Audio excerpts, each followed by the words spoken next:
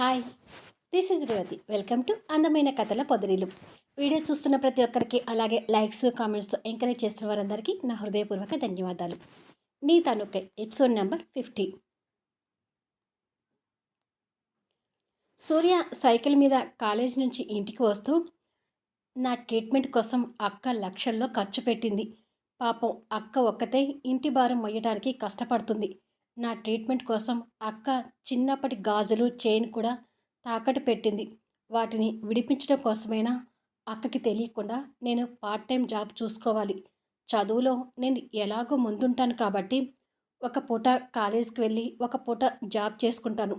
అక్క కష్టాలకు కాస్తైనా తోడుగా ఉంటాను అని ఆలోచిస్తూ వెళ్తుండగా ఒక పెట్రోల్ బంక్ ముందు వర్కర్స్ కావాలని నోటీస్ చూస్తాడు. అది చూసి సూర్య సంతోషపడుతూ ఇక్కడ నాకు ఉద్యోగం దొరకొచ్చు అని అనుకుంటాడు. అనుకున్నట్టుగానే పెట్రోల్ బంక్ మేనేజర్తో మాట్లాడతాడు. సరే సూర్య, నీలాగా చదువుకుంటున్నవాడు కావాలి. ఈ పెట్రోల్ బంక్ ఓనర్కి ఒక మాట చెప్పి నిన్ను ఉద్యోగంలోకి తీసుకుంటాను. రేపు వచ్చి కలువు అంటాడు. అలాగే సార్, థ్యాంక్ యూ అని చెప్పి సంతోషంగా వెళ్ళిపోతాడు. తెల్లారి సూర్యకి ఉద్యోగం కన్ఫామ్ అవుతుంది. మైథిలికి తెలియకుండా ఆ జాబ్ చేస్తుంటాడు. ఒకరోజు మైథిలి ఫైల్స్తో కుస్తీ పడుతుండగా కళ్యాణ్ క్యాబిన్లోకి వస్తాడు. ఏంటెనిమి, ఈరోజు బాగా కష్టపడిపోతున్నావేంటి అని అడుగుతాడు. ఒక డౌట్ ఉంది బావా, క్లియర్ చేయవా అంటూ ఫైల్ తీసుకొని కళ్యాణ్ దగ్గరికి వస్తుంది మైథిలి. కళ్యాణ్ నిర్లక్ష్యంగా తన చేతిలో నుంచి ఫైల్ తీసి పక్కకు వేసి వర్క్ విషయం ప్రస్తుతానికి పక్కకు పెట్టి ఏదైనా రొమాంటిక్గా మాట్లాడేనిమి అంటూ తన మెడ చుట్టూ చేతులు వేసి తన తలను ఢీకొడతాడు.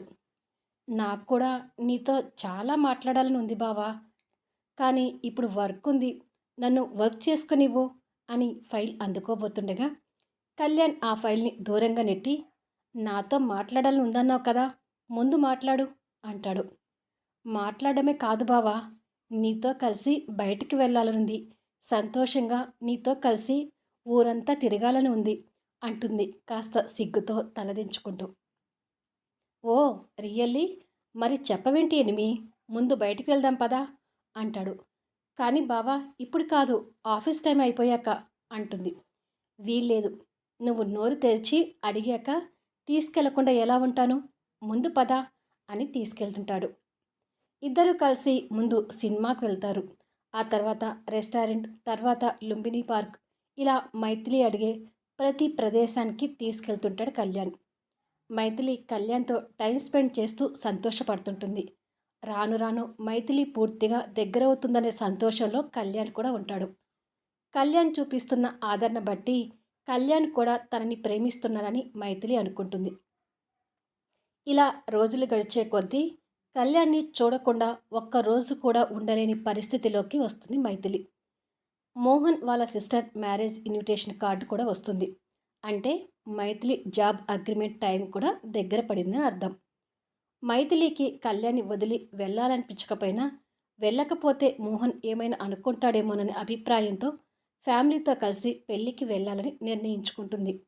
అదే విషయం సాయంత్రం ఆఫీస్ నుంచి ఇంటికి బయలుదేరేటప్పుడు కళ్యాణ్కి చెప్తుంది. అంటే ఖచ్చితంగా మోహన్ వాళ్ళ సిస్టర్ మ్యారేజ్కి వెళ్ళాలనుకుంటున్నావు అంతేనా అని అడుగుతాడు కళ్యాణ్. ప్లీజ్ బావా, కాదనకు, మోహన్ నాకు బెస్ట్ ఫ్రెండ్, ఈ పెళ్ళికి వెళ్ళకపోతే బాగోదు అంటుంది.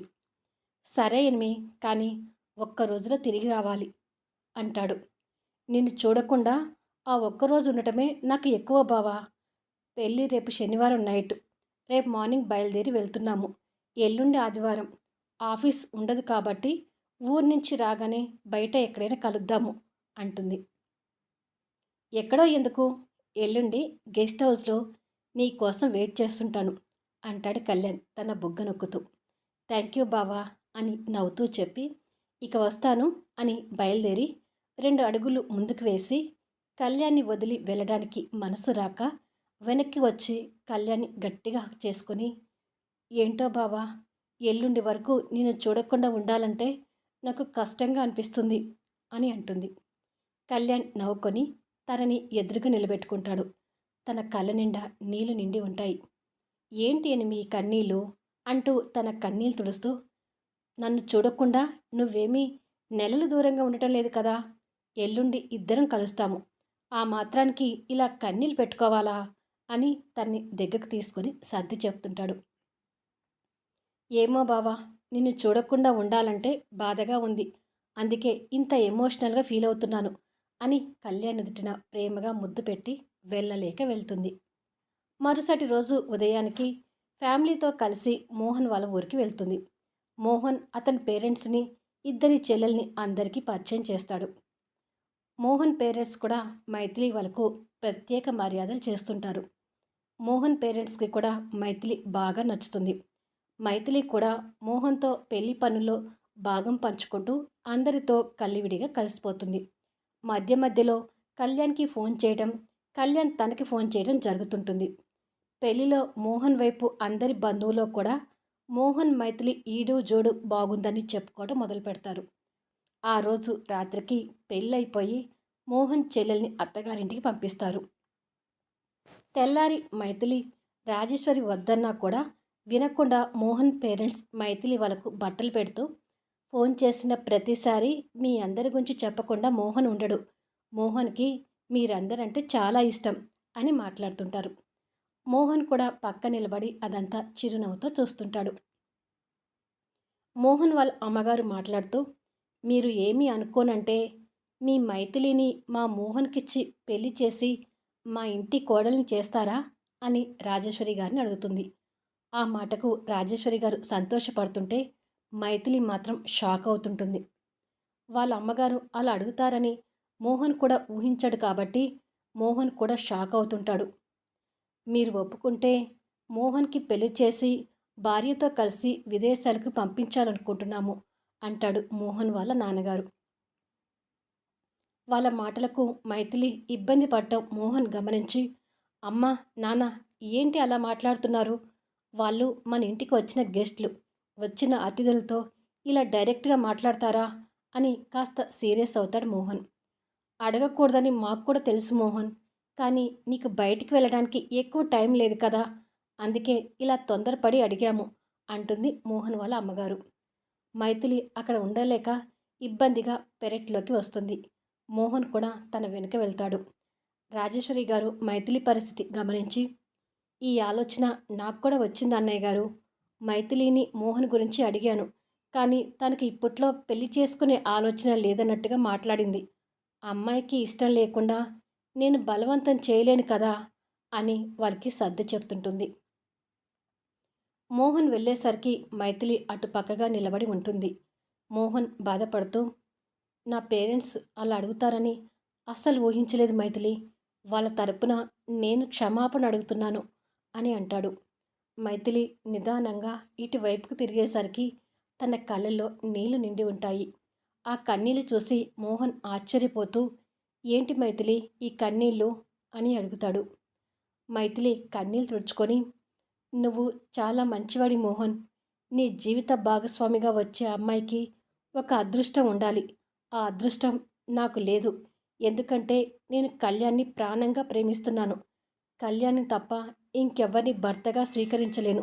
దయచేసి నన్ను క్షమించు మోహన్ అంటుంది చేతుల్ని జోడిస్తూ. ఏంటి మైథిలి ఇది?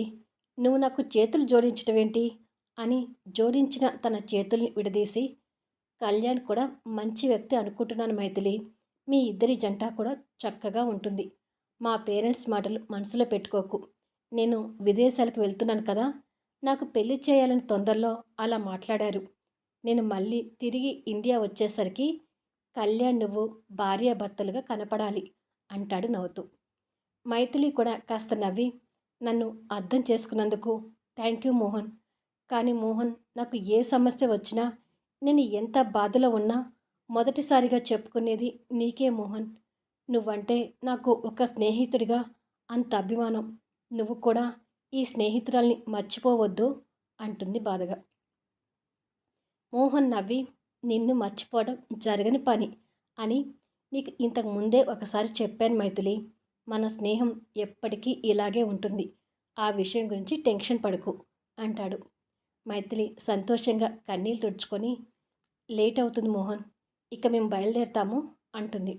సరే మైథిలి అంటాడు. మైథిలి అక్కడి నుంచి లోపలికి వెళ్తుంది. మైథిలి వెళ్ళిన మరుక్షణమే మోహన్‌కి తన మీద ప్రేమతో కళ్ళల్లో కన్నీళ్లు ధారాళంగా కారుతుంటాయి. కొద్దిసేపటికి మోహన్ మైథిలి వాళ్ళను బస్సు ఎక్కించడానికి వచ్చి, "నేను మరో 4 రోజుల్లో అక్కడికి వస్తాను. రాగానే నేను మళ్ళీ మీ అందరినీ అక్కడ కలుస్తానులే" అంటాడు. "సరే మోహన్ గారు, మీకోసం ఎదురు చూస్తుంటాము" అంటాడు సూర్య. ఆ రోజు సాయంత్రానికి మైథిలి వాళ్ళు ఇంటికి చేరుకుంటారు. అందరూ ప్రయాణ అలసటతో పడుకుంటే మైథిలి మాత్రం కళ్యాణ్‌ని కలవడానికి మంచి శారీలో రెడీ అవుతుంటుంది. రాజేశ్వరి గారు అది చూసి, "రెస్ట్ తీసుకోకుండా ఎక్కడికి వెళ్తున్నావు మైథిలి" అని అడుగుతుంది. సడన్‌గా తల్లి అలా అడిగేసరికి మైథిలికి ఏం చెప్పాలో అర్థం కాక కాస్త తడబడుతూ, "ఫ్రెండ్‌ది బర్త్‌డే పార్టీ ఉందమ్మా, అక్కడికి వెళ్తున్నాను" అంటుంది. "సరేనమ్మా, చీకటి పడకముందే వచ్చేసేయ్" అని చెప్పి రాజేశ్వరి గారు వెళ్ళిపోతుంది. ఛ! మొదటిసారి అమ్మతో అబద్ధం చెప్పాను అని ఫీల్ అయి, బావ కూడా నన్ను ఎలాగో ప్రేమిస్తున్నానని అర్థమవుతుంది. పెళ్లి గురించి బావతో ఒకసారి మాట్లాడి కన్ఫర్మ్ చేసుకొని అమ్మకు నా ప్రేమ గురించి చెప్తే సరి అని అనుకొని, అమ్మో, బావ నా కోసం వెయిట్ చేస్తుంటాడు, వెళ్ళాలి అని అనుకొని బయలుదేరుతుంది. కొద్దిసేపటికి మైథిలి కళ్యాణ్ గెస్ట్ హౌస్కి చేరుకొని బెడ్రూమ్లోకి వెళ్తుంది. అక్కడ కళ్యాణ్ కనిపించడు. కళ్యాణ్ డ్రింక్ చేసినట్టుగా అక్కడ మందు గ్లాస్ బాటిల్స్ కనిపిస్తుంటాయి. బావ ఇక్కడ లేడేంటి అని అనుకుంటుండగా కళ్యాణ్ వెనక నుంచి వచ్చి తన జడలో మల్లెపూలు పెడుతుంటాడు. మైథిలికి అది అర్థమై మురిసిపోతూ కళ్యాణ్ ముందలకి తిరుగుతుంది.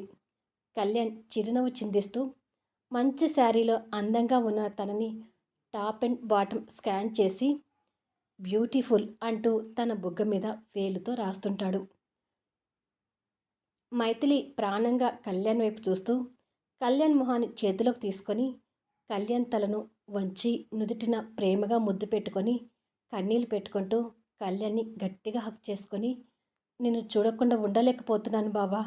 నిన్ను కలవడం కోసం మా అమ్మకి మొదటిసారి అబద్ధం చెప్పి వచ్చాను. నిన్ను ఎంతగా ప్రేమిస్తున్నానంటే నా వాళ్ళని మర్చిపోయి వాళ్ళకి అబద్ధం చెప్పేటంతగా ప్రేమిస్తున్నాను బావా. నేను ఎటుపోయినా ఏ పని చేస్తున్నా నీ ఆలోచనే బావా. నీ ఆలోచనతో నాకు పిచ్చి పట్టేటట్టుగా ఉంది" అని ఏడుస్తుంటుంది. తన పిచ్చి ప్రేమకు కళ్యాణ్ నవ్వుకొని తనని గట్టిగా హత్తుకుంటూ మల్లెపూల పరిమళాలకు మైమర్చిపోతూ, "నేను కూడా నిన్ను మిస్ అయ్యాను ఎనిమి. నిన్నటి రోజు ఎప్పుడు గడిచి ఇవాల్టి రోజు ఈ క్షణాలు ఎప్పుడు వస్తాయా అని ఎదురు చూస్తున్నాను" అంటాడు. "నాకు తెలుసు బావా, నువ్వు కూడా నా కోసం ఎదురు చూస్తుంటావని" అంటుంది మైథిలి. కళ్యాణ్ మైథిలిని ఎత్తుకొని బెడ్ మీద పడుకోబెట్టి, "తెలిసే ఇంత లేటుగా వచ్చావా ఎనిమి" అంటూ తన పక్కన పడుకుంటాడు. మైథిలి కళ్యాణ్ వైపు తిరుగుతూ, "తొందరగానే వద్దామనుకున్నాను బావా, కానీ బస్సు లేట్ వల్ల ఇలా జరిగింది" అని అంటుండగానే బెడ్ మీద మైథిలి పక్కన పడుకున్న కళ్యాణ్ తన నడుం మీదకు నెమ్మదిగా చెయ్యి పోనిచ్చి సుతారంగా నొక్కుతూ దగ్గరగా హత్తుకుంటాడు. ఒక రోజంతా కళ్యాణ్కి దూరమైన బాధలో ఉన్న మైథిలి కూడా నడుం మీద పడిన కళ్యాణ్ చెయ్యి స్పర్శకు మైమర్చిపోతూ పరవశంగా కళ్ళు మూసుకొని కళ్యాణ్ని గట్టిగా హక్ చేసుకుంటుంది. మైథిలి బలహీన క్షణాల్లోకి వెళ్తుందని కళ్యాణ్ గ్రహించి అదే అవకాశంగా తీసుకొని నిదానంగా మైథిలి మీదకు చేరి తన బుగ్గ మీద ముద్దు పెడతాడు. బలహీన క్షణాల్లో ఉన్న మైథిలి మీద పడుకున్న కళ్యాణ్ తలలోకి వేలను దూర్చి పరవశంగా కళ్ళు మూసుకొని కళ్యాణ్ని ఇంకా దగ్గరగా హత్తుకుంటూ కళ్యాణ్కి పూర్తిగా సహకరిస్తుంటుంది. కోరికలు తీర్చుకోవాలని నెపంతో ఉన్న కళ్యాణ్ తన మొహం మీద మెడవంపులో తడి ముద్దులు అద్దుతుంటాడు.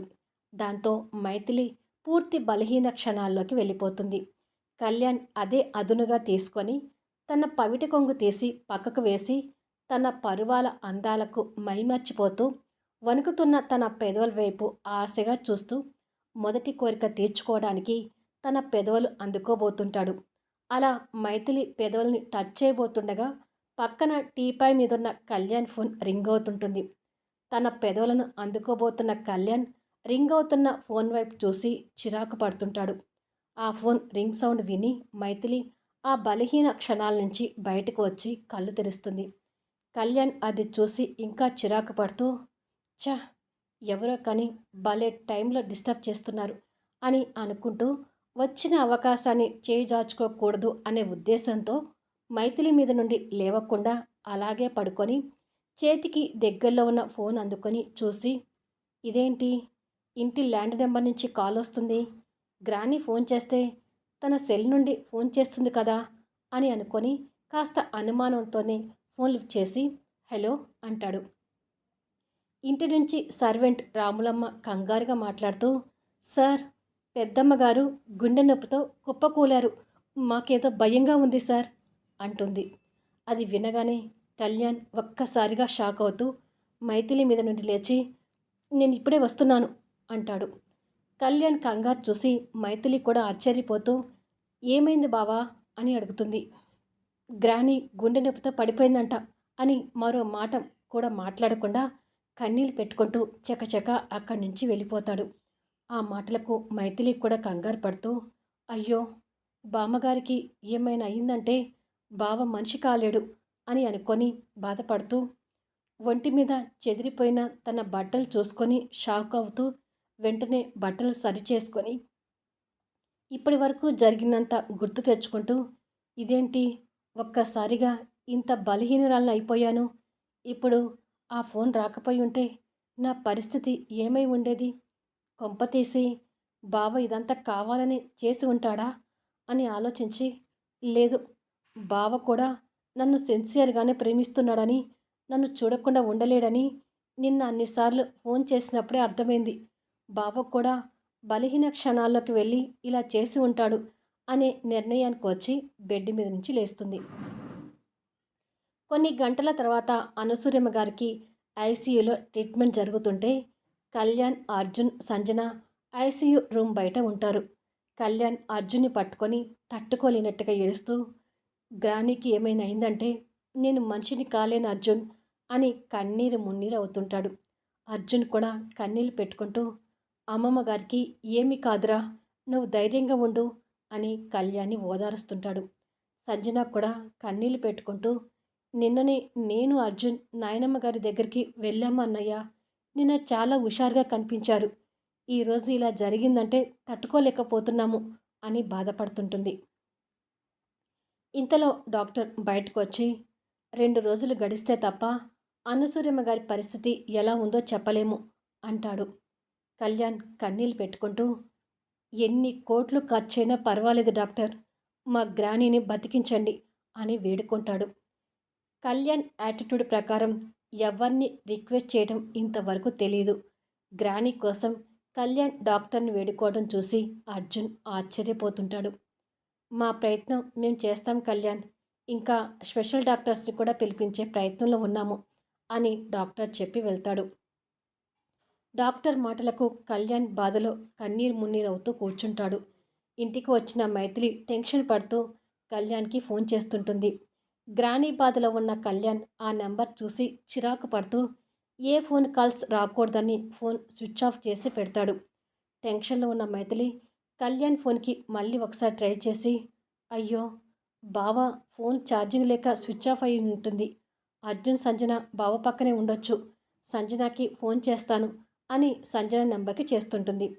సంజన ద్వారా మైథిలి విషయం తెలుసుకొని ఫోన్ పెట్టేసి ఇంకా టెన్షన్ పడుతూ, పాపం పెద్దావిడ, నేను ఎప్పుడూ ఆ బామ్మగారిని చూడకపోయినా కళ్యాణ్ మాటల్లో ఆ బామ్మగారు చాలా మంచివారని అర్థమవుతుంది, బామ్మగారికి ఏమీ కాకుండా త్వరగా ఇంటికి రావాలి స్వామి అని దేవుణ్ణి కోరుకుంటుంది. తెల్లారి మైథిలి గుడికి వెళ్ళి అనసూయమ్మ గారి పేరు మీద పూజలు అర్చనలు చేయిస్తుంది. తిరిగి ఆఫీస్కి వచ్చి ఖాళీగా ఉన్న కళ్యాణ్ చైర్ చూసి బాధపడుతూ ఉన్న విషయం రమేష్కి చెప్పి కళ్యాణ్కి తోడుగా రమేష్ని కూడా ఉండమని చెప్పి హాస్పిటల్కి పంపిస్తుంది. కళ్యాణ్ ఫోన్ స్విచ్ ఆఫ్లోనే ఉండడంతో రమేష్ ద్వారా అక్కడ పరిస్థితుల్ని కనుక్కుంటూ ఉంటుంది మైథిలి. ఇలా 2 రోజులు గడిచి అనసూయమ్మ గారు కోలుకుంటున్నారని, ప్రాణభయం లేదని డాక్టర్స్ చెప్పగానే కళ్యాణ్కి పోయిన ప్రాణాలు వచ్చినట్టుగా అనిపిస్తూ థ్యాంక్ యూ డాక్టర్ అని సంతోషంగా చెప్తాడు.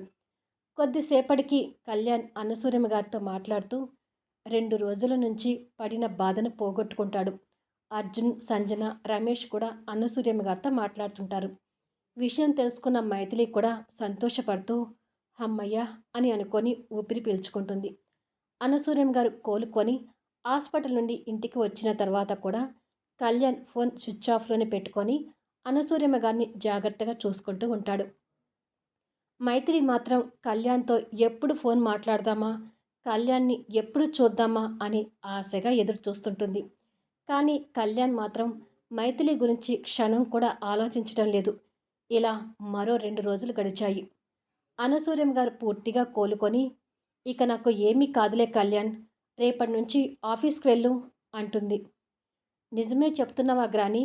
నీకు ఏమీ కాదని, నువ్వు బాగున్నావని నీకు అనిపిస్తుంది కదా అని అడుగుతాడు కళ్యాణ్.